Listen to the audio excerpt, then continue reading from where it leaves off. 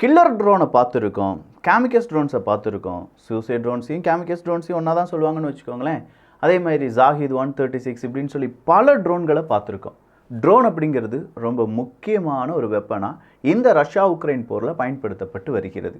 ஆனால் ரஷ்யாவுக்கு ரொம்ப பெரிய அளவில் சிக்கல் கொடுக்குற மாதிரி, ரஷ்யா பயப்படுற மாதிரி, ரஷ்யாவை நடுங்க வைக்கிற மாதிரி கொஞ்சம் ஓவராக இருக்குல்ல. ஆனால் அதெல்லாம் செய்யக்கூடிய ஒரு ட்ரோன் இருக்குது. வேம்பயர் பாம்பர் ட்ரோன் அப்படிங்கிறது தான் உக்ரைனுடைய வேம்பயர் பாம்பர் ட்ரோன். பெரிய அளவில் பேசப்படக்கூடிய ஒரு கருப்பு நிற பெரிய ட்ரோன். அது என்ன, அதை ஏன் உக்ரைன் இவ்வளோ பெரிய அளவில் தயாரிச்சுட்டு வராங்க, ரஷ்யா அதை பார்த்து ஏன் பயப்படுறாங்க, இப்படிங்கிற பல கேள்விகளுடைய பதிலாகத்தான் இந்த ஒரு பதிவு இருக்க போகுது. எல்லாத்தையும் பார்த்துடலாமா?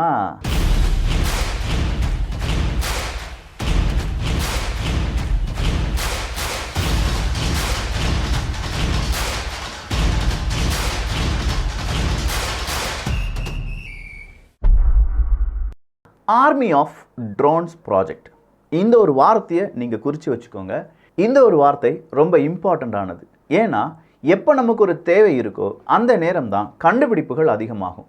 இருக்கிற பொருளை மாடிஃபை பண்ணி நம்முடைய தேவைக்கு தகுந்த மாதிரி நம்ம பயன்படுத்த ஆரம்பிப்போம். அதே மாதிரி ட்ரோன் அப்படின்னு சொல்லும்போதே நம்ம ஞாபகத்துக்கு வர்றது எல்லாமே DJI. இந்த DJI நிறுவனம் தான் ட்ரோன்ஸில், உலக அளவில் விற்பனையாகக்கூடிய ட்ரோன்ஸில் 90% ட்ரோன். ஸோ 100 ட்ரோன் நம்ம வாங்குறோன்னா அதில் 90% இல்லாட்டி 90 ட்ரோன் DJI ட்ரோனாக தான் இருக்கும். ரஷ்யா உக்ரைன் போர் அப்படிங்கிறது ஸ்டார்ட் ஆகுது. அப்படி ஸ்டார்ட் ஆகும்போதே தெரியுது, ஓகே உக்ரைனுக்குள்ளே சீக்கிரமாக நுழைய முடியாது, ட்ரோன் படை தேவைப்படும். ஜாகித் 136 அப்படி இப்படின்னு சொல்லி நிறைய ட்ரோனை ரஷ்யா களம் இருக்கிறாங்க. அந்த அளவுக்கான ட்ரோன் உக்ரைனுக்கும் கிடைக்குது. பல நாடுகளுடைய ஒரு ட்ரோன் படை அப்படிங்கிறது உக்ரைனுக்கு அனுப்பி வைக்கப்படுது. ஆனால் அந்த ட்ரோன் படையில் மேக்ஸிமம் ஆஃப் ட்ரோன்ஸ் அப்படிங்கிறது DJIனுடைய அந்த வீடியோ ட்ரோன்ஸ் தான். அப்போ இந்த வீடியோ ட்ரோன்ஸை வச்சு இவங்க தாக்குதலை நடத்துகிறாங்க அப்படின்னு சொன்ன உடனே DJI அந்த அமைப்பு, அந்த நிறுவனம் என்ன செய்கிறாங்கன்னா, இல்லை இதுக்கு மேலேயும் நம்ம என்ன செய்யக்கூடாது, ட்ரோன்ஸை விற்பனை பண்ணக்கூடாது அப்படின்னு சொல்லி அவங்களுடைய ட்ரோன் இந்த இராணுவம் இல்லாட்டி போர் சம்பந்தமான அந்த ஒரு நிகழ்வுக்கு கொடுப்பது இல்லை அப்படின்னு சொல்லி தடை போடுறாங்க. அப்போ DJI ட்ரோன்ஸ் உக்ரைனுக்கு கிடைக்காம போகுது. ஏன்னா பொதுவாக DJI ட்ரோன்ஸ் வச்சு தான் அவங்களுடைய தாக்குதல் எல்லாமே இருந்துச்சு. விலை குறைவாக இருந்தது, சீக்கிரமாக கிடைக்கும் வண்ணம் இருந்தது. பல நாடுகளுடைய உதவிகள் வழி அவங்களுக்கு கிடைச்சிட்டு இருந்துச்சு. ஐயையோ நமக்கு கிடைச்சிட்டு இருந்த DJI ட்ரோன்ஸ் இல்லையே அப்படின்னு சொல்லி உக்ரைன் கொஞ்சமாக தடுமாறினாங்க. அப்படி தடுமாறும்போது தான் அங்கே இருக்கக்கூடிய எக்ஸ்பர்ட்ஸ், அது படிக்கக்கூடிய மாணவர்கள், நம்ம மாணவர்கள் இந்த ஆர்மி ஆஃப் ட்ரோன் ப்ராஜெக்டை ஏன் குறித்து வைக்கணும்னு சொன்னதுக்கான ரீசன் இதுதான். அப்போ அங்கே இருக்கக்கூடிய மாணவர்கள், அந்த மாணவர்களுக்கு சொல்லிக் கொடுத்த ப்ரொஃபஸர்ஸ், இவங்களுக்குன்னு கூட்டமைப்பு இருக்கக்கூடிய இண்டஸ்ட்ரியல் எக்ஸ்பர்ட்ஸ், இவங்க எல்லாம் சேர்ந்து கொஞ்சம் ஒரு க்ரௌட் ஃபண்டிங்கில் ஈடுபடுறாங்க. இந்த க்ரௌட் ஃபண்டிங் அப்படிங்கிறதுல உக்ரைனுடைய அரசாங்கமும் என்ன செய்யுது, கொஞ்சம் பணத்தை போடுறாங்க. அப்போ உக்ரைனுடைய அரசாங்கம் ப்ளஸ் இண்டஸ்ட்ரியல் எக்ஸ்பர்ட்ஸ், அங்கே இருக்கக்கூடிய பிஸ்னஸ்மேன்ஸ், இவங்க எல்லாருமே சேர்ந்து ஒரு க்ரௌட் ஃபண்டிங் போட்டு ஒரு ட்ரோனை உருவாக்கக்கூடிய திட்டத்தில் ஈடுபடுறாங்க.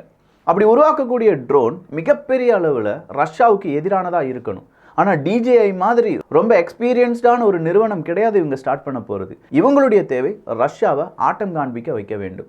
நேராக லேண்ட் பண்ணணும், பின்னாடி ஃபாலோ பண்ணணும், இதெல்லாம் இல்லை. அட்லீஸ்ட் ஒரு 10 கிலோமீட்டர் அளவுக்கு பறக்கணும். 10 கிலோமீட்டர் பறந்து 15 கிலோகிராம் இருக்கக்கூடிய குண்டை தூக்கி போடணும். இதுக்குன்னு ஒரு ட்ரோன் வேணும். இவ்வளோதான் அந்த ட்ரோனினுடைய வேலை. வேறு எதுவுமே வேண்டாம் அப்படின்னு சொல்லும்போது அந்த ட்ரோன் உருவாக்குறாங்க. அப்படி உருவாக்கப்படும் போது தான் அதுக்கு கலரை சூஸ் பண்ணுறாங்க, கருப்பாகவே இருக்கட்டும். அப்படித்தான் இந்த கருப்பு வேம்பயர் அப்படிங்கிறது உருவாகுது. ஸோ கருப்பு வேம்பயர் பாம்பர் ட்ரோன் அப்படிங்கிறத உருவாக்கின பிறகு இதை டெஸ்ட் பண்ணி பார்க்குறாங்க. அப்படி டெஸ்ட் பண்ணி பார்க்கும்போது தான் தெரியுது, நார்மலான ட்ரோனை விட இது ரொம்ப ஸ்பீடாக இருக்குது. நார்மலான ட்ரோனை கூட கண்டுபிடிச்சலாம், ஆனால் இதை கண்டுபிடிக்க முடியலை. நார்மலான ட்ரோனை விட விலை குறைவாக உக்ரைனாலேயே தயாரிக்க முடியுது. ரா மெட்டீரியல்லாம் வெளிநாடுகள் இங்கே தந்துடுறாங்க. டோட்டலாக காஸ்ட் அப்படிங்கிறது ரொம்ப கம்மியாக தான் இருக்குது. அப்படின்னா இதை ஒரு ரூம் ஃபுல்லாக, ஒரு ஏரியா ஃபுல்லாக உருவாக்கி வைங்க அப்படிங்கிற ஒரு உத்தரவு பறக்குது. கரெக்டாக ஆகஸ்ட் செப்டம்பர் மாதம் 270 இந்த வேம்பயர் ட்ரோன்ஸ் அப்படிங்கிறதை உருவாக்கி ஒரு ரூமுக்குள்ளே பூட்டி வச்சு அதை ஒரு வீடியோவாக ஷூட் பண்ணி உக்ரைனுடைய இராணுவம் வெளியிடுகிறது. இதோ எங்களுடைய கருப்பு படை தயார், 270 ட்ரோன் உங்களுக்காக காத்துட்ருக்கு ரஷ்யா, எங்களுடைய ஆட்டத்தை கவனித்து கொள்ளுங்கள் அப்படின்னு சொல்கிறாங்க. ரஷ்யாவும் இந்த ட்ரோனை மிகப்பெரிய அளவில் பயந்து பார்க்குறாங்க. ரஷ்யாவினுடைய நைட்மேர் அப்படின்னு சொல்கிறாங்க இந்த பிளாக் வேம்பயர் பாம்பர் ட்ரோனை.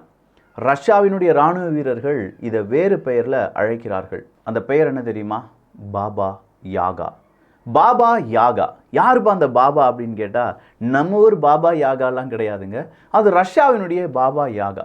ரஷ்யாவினுடைய பழைய காலத்து அந்த கதைகள்லாம் இருக்கும் தெரியுமா, செவி வழி வந்த கதைகள். அதில் பாபா யாகா அப்படிங்கிறது ஒரு பெரிய அவங்களுடைய ஒரு ராட்சசன்னு வச்சுக்கோங்களேன். அப்போ இந்த ராட்சசனை பார்த்தா எல்லாரும் பயப்படுவாங்க அப்படிங்கிறது தான். சொல்லப்போனால் ஒரு ஸ்லாவிக் ஈவில் விச்சாகத்தான் அறியப்படுகிறது. ஸோ இப்படிப்பட்ட ஒரு ட்ரோன் ரஷ்யாவுக்கு எதிராக பயன்படுத்தப்படுகிறது அப்படிங்கிறது ரஷ்யாவுக்கும் தெரியும். ஆனால் ரஷ்யா இதை அழித்து விட வேண்டியதானே அப்படின்னு கேட்டால் அங்கே தான் அடுத்த சிக்கல் இருக்குது.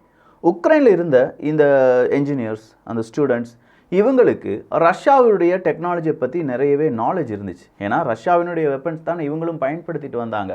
அப்போ இதில் ரஷ்யாவை எப்படி ஓவர் கம் பண்ணலாம் அப்படிங்கிறது உக்ரைனை சேர்ந்த சில நபர்களுக்கு தெரிந்திருந்தது. அந்த சூட்சமத்தை பயன்படுத்தி அதை இன்றைக்கும் வெளிநாடுகளில் இல்லாட்டி மேற்குலக நாடுகளுக்கு உக்ரைன் சொல்லிக் கொடுக்கவில்லை அப்படின்னு சொல்கிறாங்க. ஸோ அந்த சூட்சமங்களை பயன்படுத்தி இந்த வேம்பயர் ட்ரோனை உருவாக்குறாங்க. அதுக்காக உருவாக்கப்பட்ட ஒரு ப்ராஜெக்ட் தான் the army of drones project.